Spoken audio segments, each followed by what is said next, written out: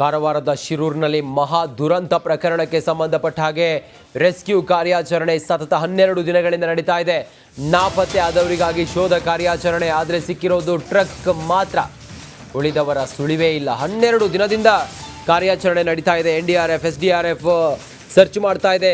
ನಿರಂತರವಾಗಿ ಮಳೆ ಆಗ್ತಾ ಇರೋದು ಕೂಡ ಶೋಧ ಕಾರ್ಯಕ್ಕೆ ಅಡ್ಡಿ ಆಗ್ತಾ ಇದೆ.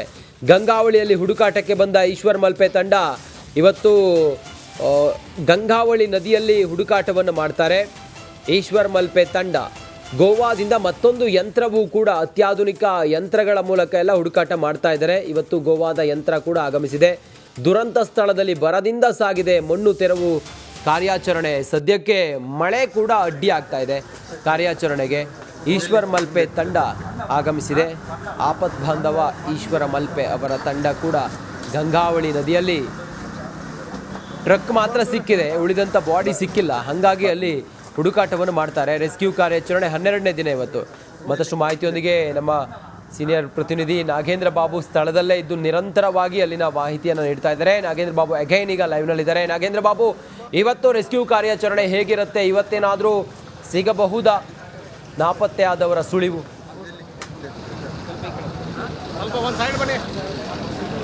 ರಂಜಿತ್, ನೋಡಿ, ಇವತ್ತು ಕೂಡ ಒಂದು ಹೋಪ್ಸಲ್ಲಿ ಇರುವಂಥದ್ದು. ಯಾಕೆ ಅಂತಂದರೆ ಇವತ್ತು ಮಲ್ಪೆಯಿಂದ ಈಶ್ವರ್ ಮಲ್ಪೆ, ಮುಳುಗ ತಜ್ಞ ಆಗಿರುವಂಥ ಈಶ್ವರ್ ಮಲ್ಪೆ ಅವರನ್ನು ಕರೆಸಿಕೊಳ್ಳಲಾಗಿದೆ.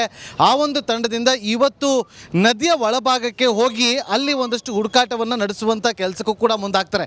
ಈಗ ಆಲ್ರೆಡಿ ಏನು ರಿಟೈರ್ಡ್ ಮೇಜರ್ ಜನರಲ್ ಇಂದ್ರ ಅವರು ಕೊಟ್ಟಿರುವಂಥ ರಿಪೋರ್ಟ್ನ ಆಧಾರದಲ್ಲಿ ಅವರು 4 ಪಾಯಿಂಟನ್ನು ಮಾಡಿ ಕೊಟ್ಟಿದ್ರು.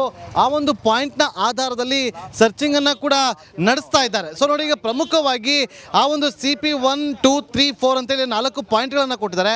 ಆ 4ನೇ ಪಾಯಿಂಟ್ನಲ್ಲಿ ಟ್ರಕ್ ಇರಬಹುದು ಅನ್ನುವ ಅನುಮಾನಗಳನ್ನ ಕೂಡ ವ್ಯಕ್ತಪಡಿಸಲಾಗ್ತಾ ಇದ್ದು, ಆ ಒಂದು ಅನುಮಾನದ ಆಧಾರದಲ್ಲಿ ಆ ಜಾಗದಲ್ಲಿ ತೆರಳಿ ಟ್ರಕ್ನಲ್ಲಿ ಇದ್ದಾರಾ ಇಲ್ವಾ ಅಂತೇಳಿ ಈಗ ಜಿಲ್ಲಾಧಿಕಾರಿಗಳು ಅವ್ರನ್ನ ಮಾತಾಡಿಸುವಂಥ ಪ್ರಯತ್ನ ಮಾಡ್ತೀನಿ.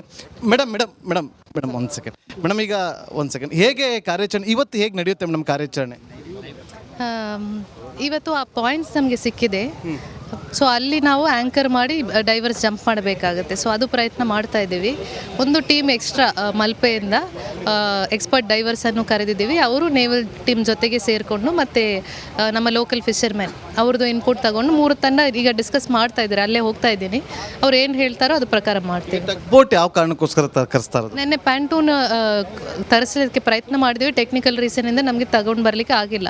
ಮೀನ್ ವೈಲ್ ಟೈಮ್ ವೇಸ್ಟ್ ಮಾಡೋದು ಬೇಡ, ಅಟ್ಲೀಸ್ಟ್ ಒಂದು ಟಗ್ ಬೋಟ್ ಅರೇಂಜ್ ಮಾಡೋಣ ಅಂತ SP ಅವರು ಸಜೆಸ್ಟ್ ಮಾಡಿದ್ರು. ಅದ್ರ ಪ್ರಕಾರ ನಾವು ಅರೇಂಜ್ ಮಾಡ್ತೇವೆ. ಒಂದು ಕಡೆ ಲೋಕೇಶ್ ಜಗನ್ನಾಥ್ ನಾಯ್ಕ ಕೂಡ, ಅವರ ಕುಟುಂಬಸ್ಥರು ಕೂಡ ಇವತ್ತು ಕಣ್ಣೀರು ಹಾಕ್ತಿದ್ದಾರೆ ವಾಪಸ್ ಬರಲಿ ಅಂತೇಳಿ.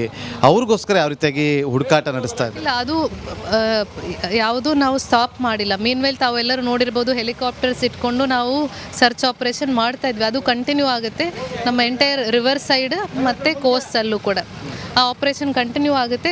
ನಾನು ಕೂಡ ಲೋಕಲ್ ಪೀಪಲ್ಗೆ ರಿಕ್ವೆಸ್ಟ್ ಮಾಡ್ತೀನಿ, ಏನಾದರೂ ಮಾಹಿತಿ ಕಂಡು ಬಂದರೆ ನಮಗೆ ಡಿಸ್ಟ್ರಿಕ್ಟ್ ಅಡ್ಮಿನಿಸ್ಟ್ರೇಷನ್ಗೆ ಹೇಳಬೇಕು ಅಂತ ವಿನಂತಿ ಮಾಡ್ಕೊಳ್ತೇನೆ. Thank you madam. ಎಸ್, ಈಗ ಸಂಸದರಾಗಿರುವಂಥ ಒಂದೇ ವಿಶ್ವೇಶ್ವರ ಹೆಗಡೆ ಕಾಗೇರಿಯವರು ಕೂಡ ಈಗ ಒಳಗಡೆ ಹೋಗ್ತಾ ಇರೋದನ್ನು ನಾವಿಲ್ಲಿ ಗಮನಿಸ್ತಾ ಇದ್ದೀವಿ. ನೋಡಿ, ಈಗ DC ಆಗಿರುವಂಥ ಲಕ್ಷ್ಮೀಪ್ರಿಯ ಅವರು ಹೇಳಿದಂತೆ ನಾವು ಒಂದಷ್ಟು ಮಾಹಿತಿಗಳನ್ನು ಕಲೆ ಹಾಕ್ತಾ ಇದ್ದೀವಿ.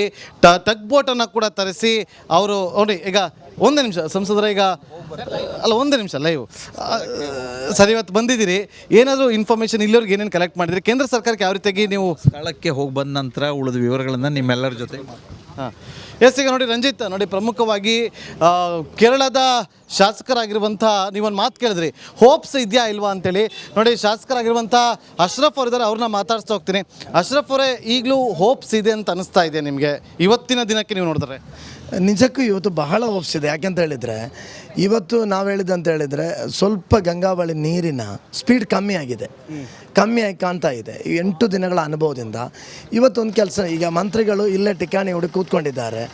ಎಲ್ಲ ರೀತಿಯಲ್ಲೂ 2 ಮುಖ್ಯಮಂತ್ರಿಗಳ ಮಾತುಕತೆ ನಡೀತಾ ಇದೆ. ಈಗ ಟಗ್ ಬೋಟ್ ಮತ್ತು ಮುಳುಗು ತಜ್ಞರು ಈಗ ಇಳಿತಾರೆ. ಮುಳುಗು ತಜ್ಞರು ಇಳಿದರೆ ಅವರಿಗೆ ಒಂದು ಎಕ್ಸ್ಪೀರಿಯನ್ಸ್ ಇದೆ, ಅವರಿಗೆ ಆ ಹೊಳೆ ಬಗ್ಗೆ ಇದೆಲ್ಲ ಗೊತ್ತಿರುವವರು. ಅದು ಟಚ್ ಆಗಿ ಒಂದು ಉಕ್ಸ್ ಹಾಕಿದರೆ ಖಂಡಿತವಾಗಿಯೂ ಒಂದು ಫಲಿತಾಂಶ ಇವತ್ತು ಬರ್ಬೋದು ಎಂಬ ನಿರೀಕ್ಷೆಯಲ್ಲಿದ್ದೇನೆ. ಅಶ್ರಫ್ ಅವರು ನೋಡಿ, ಒಂದು ಕಡೆ ಕೇರಳದಲ್ಲಿ ಒಬ್ಬನಿಗೋಸ್ಕರ ಕಂಬನಿ ಮಿಡಿತಾ ಇದ್ದಾರೆ ಜನ, ಕರ್ನಾಟಕದಲ್ಲೂ ಕೂಡ ಇಬ್ಬರಿಗೋಸ್ಕರ ಕಂಬನಿ ಮಿಡಿತಾ ಇದೆ, ಕುಟುಂಬಸ್ಥರಾಗಿರ್ಬೋದು ಕನ್ನಡಿಗರಾಗಿರ್ಬೋದು. ಮೂವರ ಹುಡುಕಾಟ ಹೇಗೆ ನಡೀತಾ ಇದೆ? ನೀವು ಡೇ ಒನ್ನಿಂದ ಇಲ್ಲೇ ಇದ್ದು ಎಲ್ಲವನ್ನು ಕೂಡ ಗಮನಿಸ್ತಾ ಇದ್ರಿ.